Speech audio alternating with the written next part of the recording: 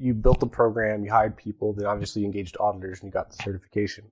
But when you were Joey, security program Joey, and you started to build that program out as a young leader in the company in terms of tenure, what were you thinking about as you were building that team out? When you're in a startup, or if you're essentially by yourself, you're like the island. You're the first person that does security, first person that does privacy. It's all about trust.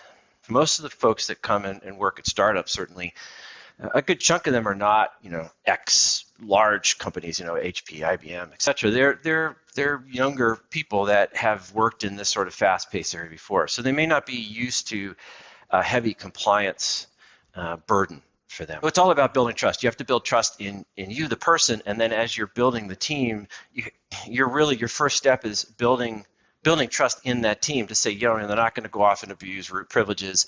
They know what they're doing. They've got a process. They have the correct attitude. When I was looking for people to start up this process, I was looking for someone, honestly, that had the right attitude, that knew what we had to do, that understood it was about trust. And when you build trust for that first, 12, 18 months that you're in existence, it's hard because you're kind of bound, your hands are kind of tied. You can only do certain amounts until you have the trust. And you have to perform the job as best you can with the limited access and increased oversight in order to gain that trust. And then once that happens, your hands are unbound and you can increase your velocity and start making some positive changes.